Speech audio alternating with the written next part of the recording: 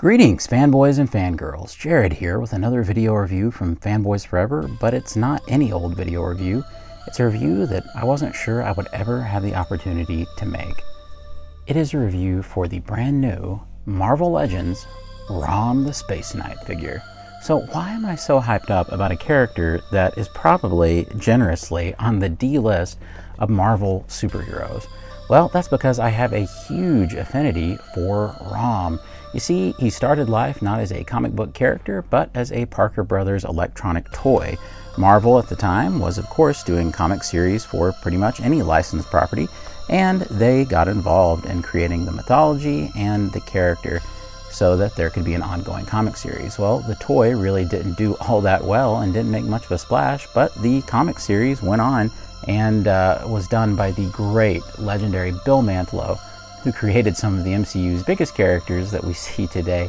It is such a rarity, especially back then, to have had such a long, unbroken run that truly shown one creator's vision for a character like that, and beyond that, a toy character, somebody who was adapted from an action figure, essentially.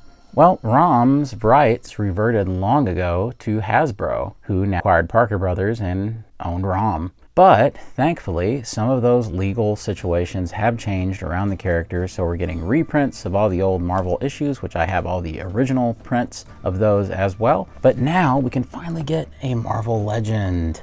So if you don't know anything about Rom the Spaceknight, you can be forgiven because, like I said, he is a pretty obscure character. However, please indulge me for a moment as I give you a little bit of enlightenment about who he is. Rom was originally a citizen of Galador, which is a planet far away from Earth, who were attacked by the evil Dire Wraiths. Well, after the Dire Wraiths attacked, Rom was one of the brave citizens who volunteered for a special surgery that would turn him into a cybernetic knight. And I don't mean just a cool suit over your body, I mean pretty much transplanting your internal organs to a metal shell, so it was not something to be done lightly. But pretty much Rom ends up searching for Dire Wraiths for years and years and years and decades and decades and decades, just losing all humanity that he had left, or at least thinking that he does, until he finally finds himself in West Virginia on Earth, where our story unfolds. So I would definitely encourage you all to read the series. It's unlike anything that Marvel has ever done or has ever done since. It is definitely something that I feel has an incredible through line from the author, Bill Mantlo, and the several artists that he collaborated with, including Sal Buscema, as well as Steve Ditko even in later issues. So there's certainly a lot to love about old Rom here. But the thing about those Dire Wraiths is they're not just giant amorphous aliens that are easily spotted. No, they have taken on the guise of humans who have lived entire lives on Earth. So even though Rom is eliminating them, in fact, as he is doing this, it just looks like Rom is randomly murdering different Earthlings. So everyone is horrified of him. So it's definitely an interesting series. Rom not only has his own kind of continuity, but he also interacts with Marvel's heavy hitters and even has substantial interactions with the X-Men that end up becoming key moments of continuity that Marvel had to shy away from for years because they did not have the rights to the character. Definitely encourage everyone to read those. Well, that's enough about me going on and on about one of my favorite characters. Let's look at this beautiful packaging. This is the very first series that Hasbro has tried, where they're doing kind of a comic book series of Marvel Legends, where they come with these little mini reprint kind of things of the comics. And then the character, of course, it's kind of in scale with them. Of course, this replaces the Build-A-Figure accessories, so inflation, tariffs, you name it. Right up here, we have the classic Rom Spaceknight logo. We have the awesome little numbering right here that looks like a comic book. On the back, we can even see actual cover art from different issues of Rom back there. And we also, on the back, get a little write-up that does a pretty good job of telling us who Rom is, along with a picture of the first issue, as well as a little rundown of some of the other characters that you can get, none of which are as exciting as Rom. If you are looking for this guy, here is the UPC and barcode. I got mine from GameStop, the website that is. However, some people are saying that they're seeing these hit in store. So let's go ahead and, as bad as I hate to because it looks awesome, get them out of the packaging. And sadly, since they're no longer boxes, there's no not destroying this. Before I go any further with this review, I do want to show you something that you might not be able to see in every review of this guy, since you are dealing with someone who is a ROM superfan and not a typical Marvel Legends reviewer. As a matter of fact, I got rid of most of my Marvel Legends a few years ago, leaving just a very select few. But I'm actually going to show you a comparison that not everyone will be able to. Here is the original ROM issue number 1, which I've taken out of the baggie so you won't have glare, compared to the new little plasticky version that comes with ROM. I definitely wanted to show this to you. Just thought this was so fun, and it just shows how cool this concept is for Marvel and Hasbro to be doing. I love how you can look at this one and you can see all those little details that make it onto the full-sized version. So I definitely wanted to share that with you, and now it's going to go back in its plastic sleeve. And here he is, my friends, the Scourge of the Dire Wraiths, the Avenger of Galador. It is Rom the Space Knight, a character that this reviewer has waited many, many years to add to their collection, and was starting to lose hope that it would ever happen, but I'm happy to say that it finally has, and Hasbro has done it in such a way that no expense has been spared to make sure that this character is perfectly represented in action figure form. So let's go ahead and let's just look at the sculpting of the figure. First of all, we'll start with Rom's toaster-like head right here, something that Rom fans have always lovingly pointed out. It does reflect that awesome Sal Buscema artwork. It is, you know, kind of a big box that has ridges in the back, thus the toaster comparison. And it has that slit for his robotic eyes to peer out, which are applied with a kind of tampograph, I guess, right there. I imagine that white in the middle is supposed to be maybe slightly more vivid, but with the tampographic process being applied over black, I imagine that's very hard to do. Moving on to the neck piece right here, we can see the ridges that are present in a lot of other areas of Rom's armor, like this on the front of this big chest plate. I've always loved the boxiness of this chest plate, and have especially enjoyed how there's those bolts down there, 3 bolts under each one of these red slits, which is an element that you will see reflected in the artwork in the actual book. Coming around to the back, we can see that Rom has his Galadorian jetpack, and it's even red at the bottom, so you can see that there's kind of an airbrush effect there to show that the thrusters are on as he makes his way through space. You can see the Rom butt right there, and Rom's giant boots right here. I think that they've done a great job of capturing these. This is the kind of thing that you might expect a lesser company to have just said, okay, we'll just give him silver legs and it'll be fine. But nope, the boots are intact, and this leads me to his appendages. Rom does not have standard hands like you might expect. He has these where his digits are more lumped together. It's almost like a Lego hand in a way. And you can see that on his feet, they kind of have these ridges in them. These have always been kind of iconic things about the ROM design, and the same thing is true right here for this other fist. And I'm so glad that they have kept those, because I'm telling you, I think a lot of companies would have just said, it's all right, just give them the regular hands and silver boots, and it'll be fine. As a matter of fact, Hasbro themselves have done that in the past, and I'll show you that figure here in a little while. It's also important that you understand that he is not the normal size that you would usually associate with a Marvel Legend. Probably the most apropos figure, I could probably take my Spider-Man and his amazing friends Spider-Man, another figure I didn't think I would ever get, and put beside of him, and you will see that Rom is a good clip taller than your standard Marvel Legend.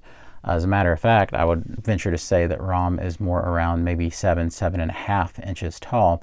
Now, this is accurate, as accurate as it can be, because sometimes the artists working on the book would sort of scale Rom differently, depending on whatever needs they had or the situation. Sometimes Rom, especially on that first issue with I guess the way the camera angle is, Rom appears huge, like, 10, 12 feet tall. But most of the time in the comics, you will see that Rom is pretty consistently around 7 or 8 feet tall. So he is rather large. To give you another idea of this, I could take my Spider-Man the Animated Series Venom. These are, of course, some of the only Marvel Legends I still have. And you can see that Venom and he are kind of eye to eye. And perhaps Venom is slightly taller, but pretty much they're the same size of figure. So it's great that you're getting kind of a deluxe size of figure for your $25 or so. And to really understand the scale, of course, we need to bring in a 7-inch scaled figure, and that is another alien on the run.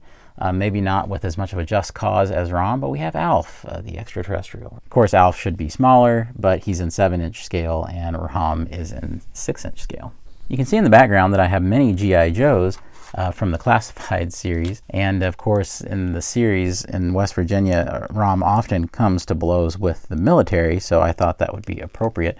I will show you what he looks like beside a G.I. Joe Classified figure. This is one of the mole rats here that is infected by dark energon, so it's like a zombie-like creature, and I think that they look really cool together.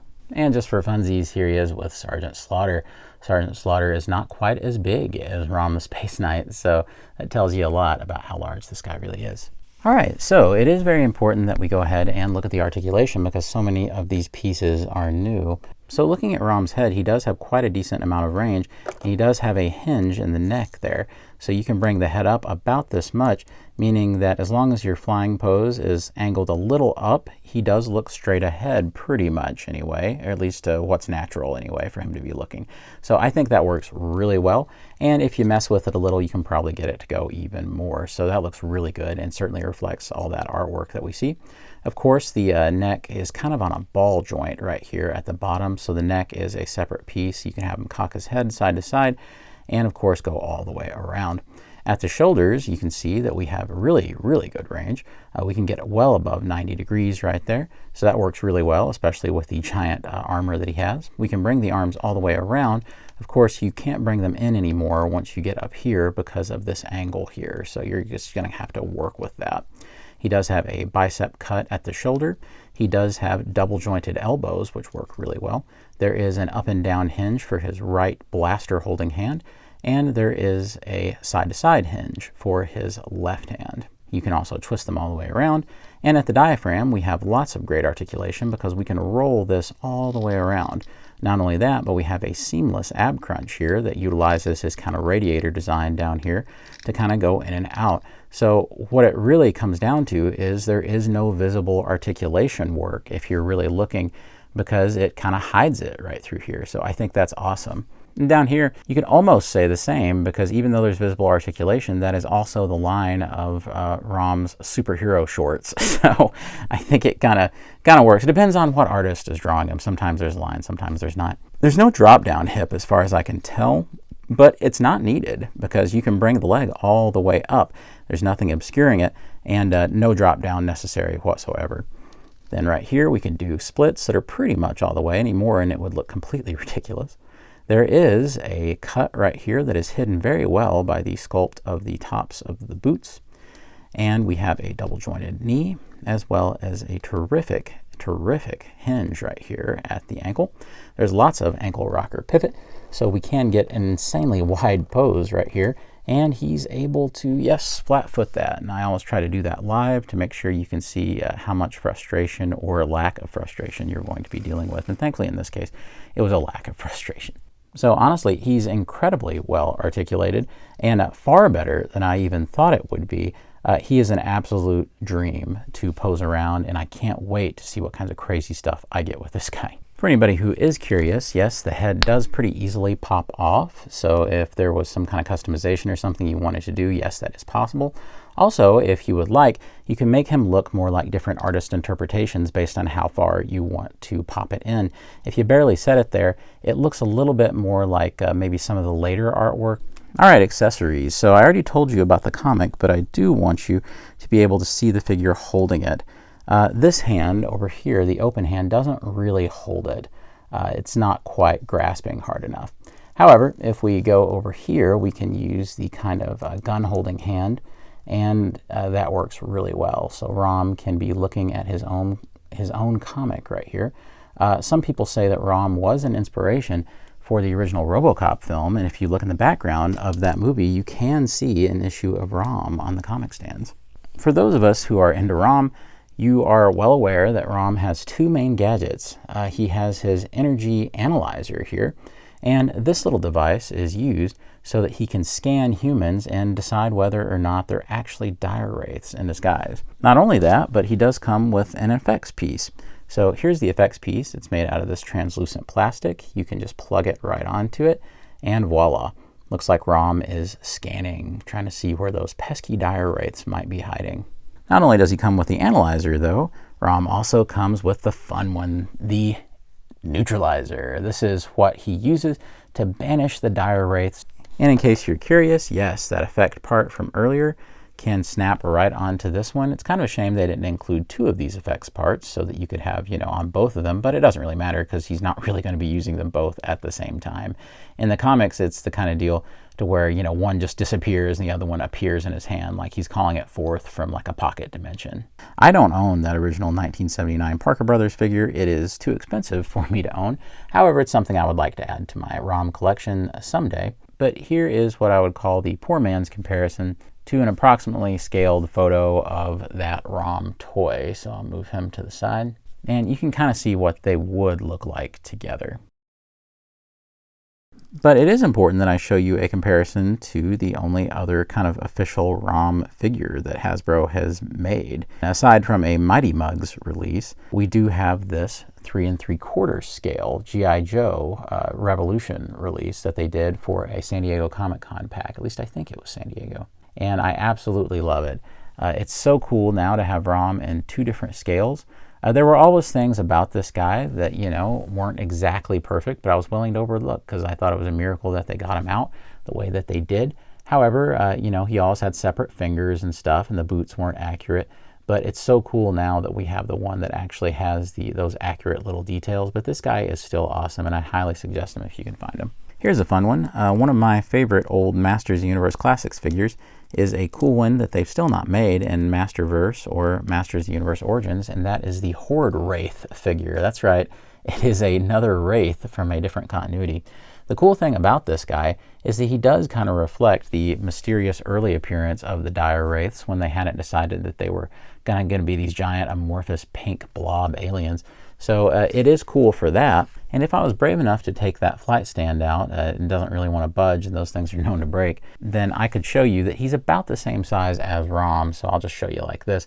And so they work out pretty well, reinforcing the fact that ROM is pretty much a 7/4 inch scale action figure, and they look really good together. One of my favorite replacements for Dire Wraiths are these things from Star Wars The Force Awakens. They're 3 3/4 scale figures. But I still think that they're cool replacements for Dire Wraiths. I've used them before in different videos and things. I always use them as generic monsters, and people always ask me what they are, but I believe they're called Rathtars. It's funny because in the movie that's what Han Solo is hauling, and it always kind of sounds like he's hauling Reptars from Rugrats. But yeah, these things were everywhere at discount stores for a while. I suggest you definitely get one to go with this guy because you can do force perspective stuff, and it looks like, you know, a giant Dire Wraith is coming at him. And just for giggles, here he is alongside Spider-Man Unlimited, a figure also that I never thought they would make. As for criticisms of this guy, it's really hard to have much of any of them. It's one of those kind of miracle releases to where I feel foolish even insinuating that there might be something wrong with it. So I'm not really sure that I feel like there's really anything else they could have done aside from adding maybe some alternate hands. I would have appreciated it because the truth is that there's not really going to be good options for this guy's hands because ROM's hands are so unique. I would have loved to have seen some fists and, you know, maybe a holding hand on the other hand. Those would have all been good. But hey, you take what you can get, and we are so lucky that we've gotten this. And here we can see that ROM has been cornered by the military. Of course, Sarge is really excitable right now. This brings me to my next point. I would love to see Marvel tackle a ROM movie that is in the MCU at some point, and I feel like it would be at Hasbro's behest to collaborate with them on something like that. And since Hasbro is shifting away from doing their own movies and is instead just collaborating with other studios, why not collaborate with Marvel? It feels like ROM is a character that belongs there anyway and is a rich part of their history. Of course, one of the fun things about ROM is that that the story takes place in kind of small town America. And of course, that's kind of the area I'm from, not far off from West Virginia myself.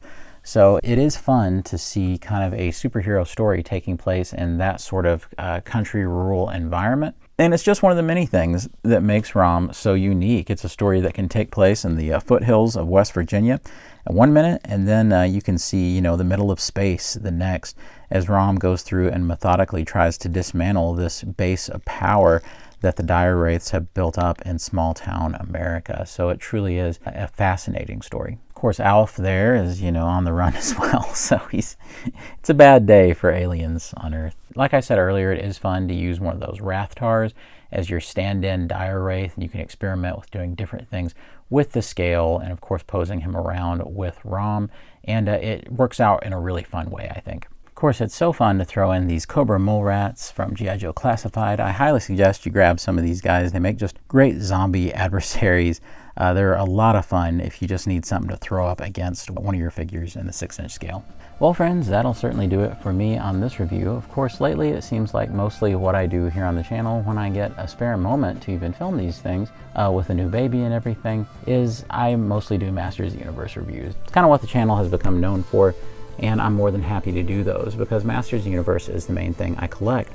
However, when I feel like that there's something special that comes around, like this Rom figure, I do feel like I'm indebted to the community to at least try to put out my 2 cents to make sure that people understand that Rom is a big deal. And it's the kind of character and the kind of comic run that will bring you a lot of joy, I feel, if you get into it and give it the time and the effort it deserves.